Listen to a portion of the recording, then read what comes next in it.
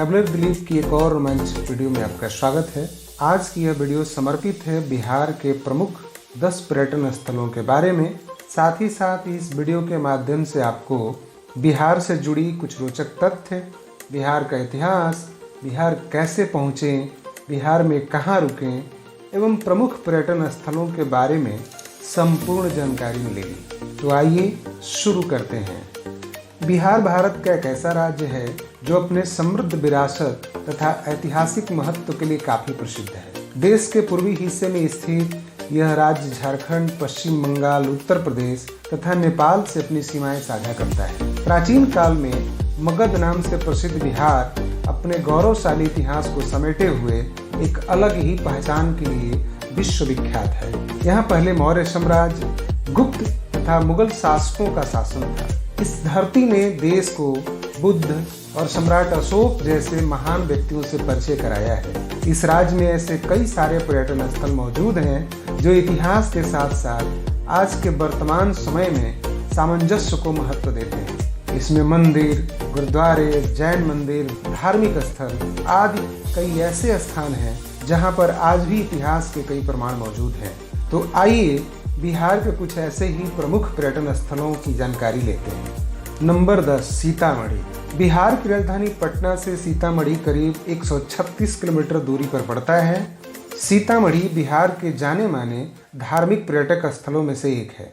धार्मिक दृष्टि से इस स्थान का बहुत अधिक महत्व है क्योंकि इसे जानकी यानी कि सीता माँ की जन्मस्थली माना जाता है। इस क्षेत्र में माता सीता का एक बेहद ही खूबसूरत और भव्य मंदिर स्थित है जो सीतामढ़ी के पुरैना क्षेत्र में बनाया गया है। कहा जाता है कि यही वह स्थान है जहां पर राजा जनक को पुत्री के रूप में माता सीता की प्राप्ति हुई थी। इस मंदिर का निर्माण 100 वर्ष पुराना माना जाता है। हर वर्ष नवरात्रि और रामनवमी तथा जानकी नवमी के दिन यहाँ भक्तों का जमावड़ा लगता है। हजारों भक्त वर्ष भर मंदिर के दर्शन के लिए आते रहते हैं। यदि आप भी ऐसे पौराणिक महत्व को मानते हैं तो यह आपके लिए घूमने लायक अच्छा स्थान हो सकता है। नंबर 9, नालंदा। बिहार की राजधानी पटना से नालंदा करीब 64 किलोमीटर दूरी पर पड़ता है।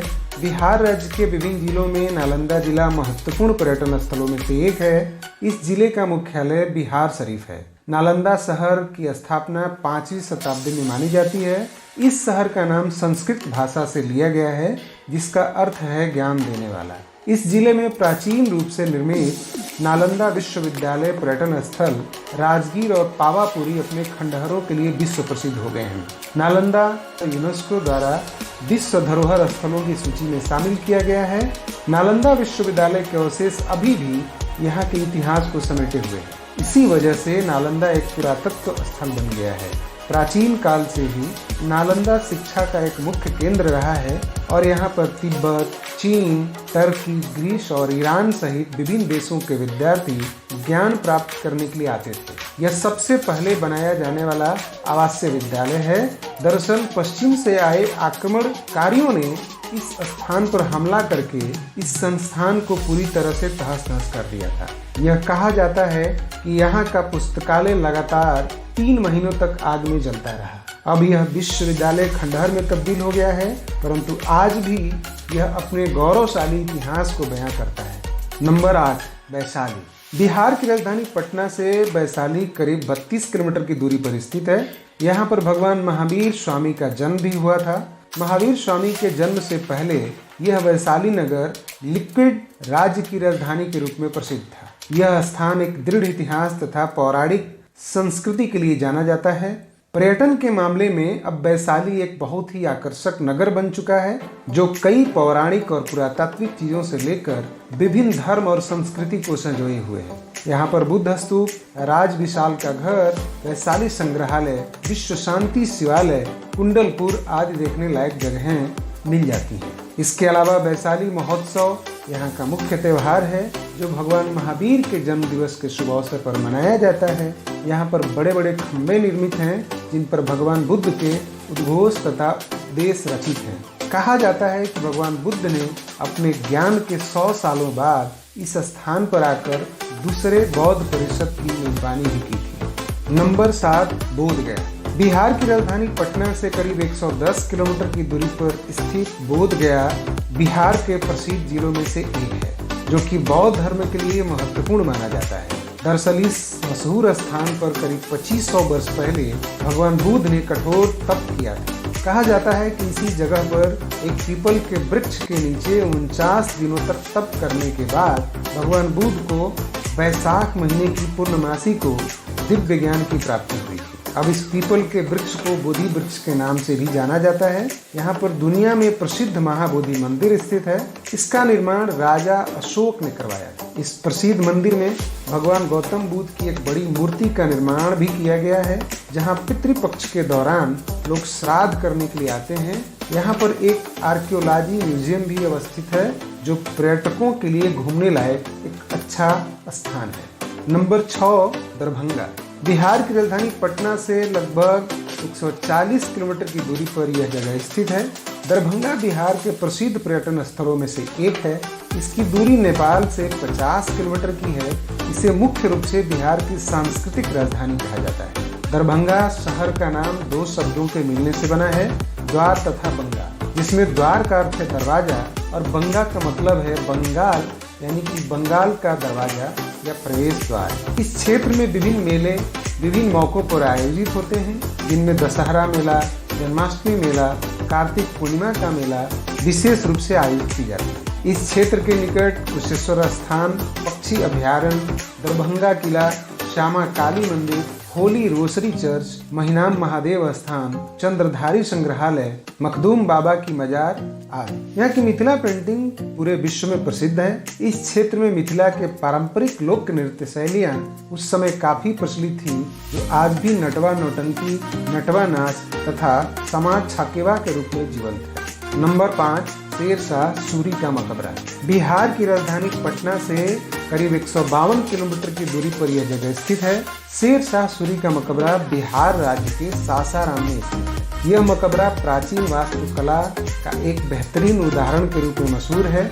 इसे मीर मोहम्मद अलीवाल खान के द्वारा चित्रित किया गया था तथा इसे 1540 से 1545 के बीच में निर्मित किया गया। यह मकबरा काफी विशाल है, जिसमें बड़े बड़े खुले आंगन, तरह तरह के स्तंभ और ऊंचे ऊंचे गुंबद सम्मिलित हैं। इस मकबरे की सबसे महत्वपूर्ण और दिलचस्प बात यह है कि इसे ताजमहल से भी 13 फीट ऊंचा बनाया गया है और ज्यादातर लाल बालुआ पत्थर से सजे इस मकबरे के अंदर दीवार पर कुरान से प्राप्त शिलालेखों को रचा गया है। इस मकबरे के निकट में ही हसन खान सूर का मकबरा, साईं बाबा का मंदिर, माँ तारा चंडी का मंदिर आदि अवस्थित है। इस तरह से देखा जाए तो यह मकबरा भारतीय पर्यटन के विशेष ऐतिहासिक स्थलों में अपनी एक महत्वपूर्ण पहचान रखता है। नंबर 4, पावापुरी। बिहार की राजधानी पटना से लगभग 101 किलोमीटर की दूरी पर यह जगह स्थित है।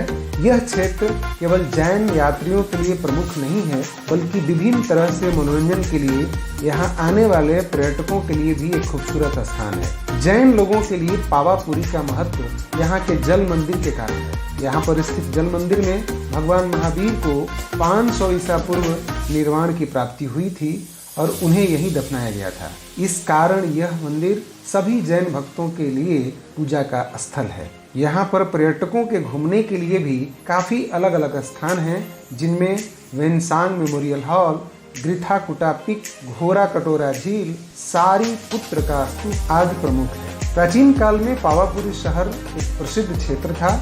इस शहर का नाम पावापुरी यहाँ के 24वें तीर्थंकर भगवान महावीर को समर्पित है। यहाँ पर मंदिर के चारों ओर की झील लाल रंग के कमल के फूलों से भरी हुई होती है तथा मंदिर के भीतर महावीर भगवान के चरण पादुकाओं को देखा जा सकता है।